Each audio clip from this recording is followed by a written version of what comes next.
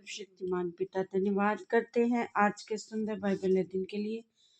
खुदावन हरी को बड़ी बरकत दे, आशीष करे पिता, यीशु नाम से मांगती हूँ, आमीन। हम पढ़ेंगे अज़ूब की किताब 15 अध्याय।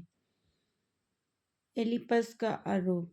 तब तेमानी एलिपस ने कहा, क्या बुद्धिमान को उचित है कि अज्ञानता के साथ उत्तर दे या अपने अंतकरण को पूर्वी पवन से भरे? क्या वह निष्फल वचनों से या व्यर्थ बातों से वाद विवाद करे? परंतु परमेश्वर का भय मानना छोड़ देता और परमेश्वर पर ध्यान लगाना औरों से छुड़ाता है। तू अपने मुंह से अपना धर्म प्रकट करता है और धूर्त लोगों के बोलने की रीति पर बोलता है।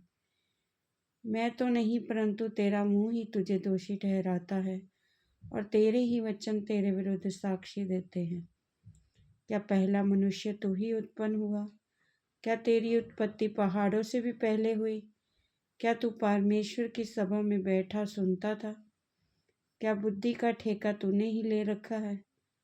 तू ऐसा क्या जानता है जिसे हम नहीं जानते? तुझ में ऐसी कौन सी समझ है जो हम में नहीं? हम लोगों में तो पक्के बाल वाले और अति पुरनीय मनुष्य हैं, जो तेरे पिता से भी बहुत आयु के हैं। परमेश्वर की शांतिदायक बातें, जो वचन तेरे लिए कोमल है, क्या वे तेरी दृष्टि में तुच्छ हैं?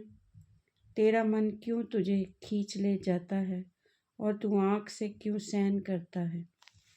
तू भी अपनी आत्मा परमेश्वर के विरुद्ध करता है और अपने मुंह से व्यर्थ बातें निकालने देता है। मनुष्य क्या है कि वह निष्कलंक हो, या जो स्त्री से उत्पन्न हुआ है वह है क्या कि निर्दोष हो सके? देख, वह अपने पवित्र जनों पर भी विश्वास नहीं करता और स्वर्ग भी उसकी दृष्टि में निर्मल नहीं है।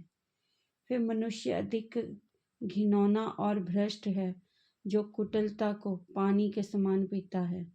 मैं तुझे समझा दूंगा, इसलिए मेरी सुन ले। जो मैंने देखा है उसी का वर्णन मैं करता हूँ। वे ही बातें जो बुद्धिमानों ने अपने पुरखाओं से सुनकर बिना छिपाए बताया है। केवल उन्हीं के देश को दिया गया था और उनके मध्य में कोई विदेशी आता जाता नहीं था। दुष्ट जन जीवन भर पीड़ा से तड़पता है और बलात्कारी के वर्षों की गिनती ठहराई हुई है। उसके कान में डरावना शब्द गूंजता रहता है। कुशल के समय भी नाश करने वाला उस पर आ पड़ता है। उसे अंधियारे में से फिर निकलने की कुछ आशा नहीं होती और तलवार उसकी घात में रहती है। वह रोटी के लिए मारा मारा फिरता है कि कहाँ मिलेगी। उसे निश्चय रहता है कि अंधकार का दिन मेरे पास ही है। संकट और दुर्घटना से उसको डर लगता है।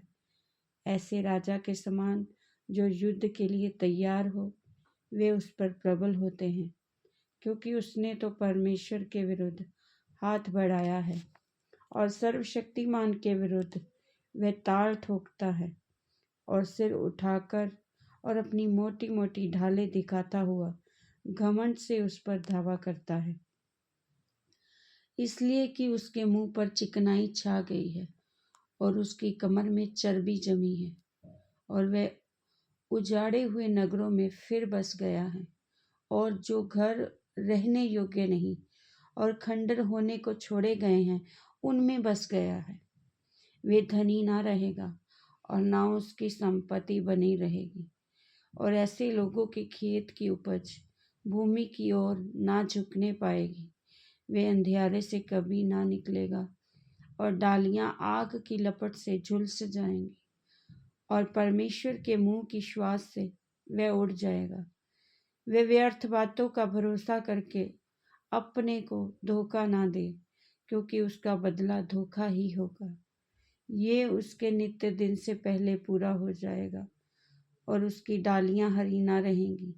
दाख के समान उसके कच्चे फल झड़ जाएंगे और उसके फूल जैतून वृक्ष के से गिरेंगे, क्योंकि भक्तिहीन के परिवार से कुछ बनना पड़ेगा और जो घूस लेते हैं उनके तंबू आग से जल जाएंगे उनको उपद्रव का गर्भ रहता और वे अनर्थ को जन्म देते हैं और वे अपने अंतकरण में छल की बातें करते हैं। इस वचन के द्वारा प्रभु ब्लेस करेंगे। आमीन। सबको जय मसीह।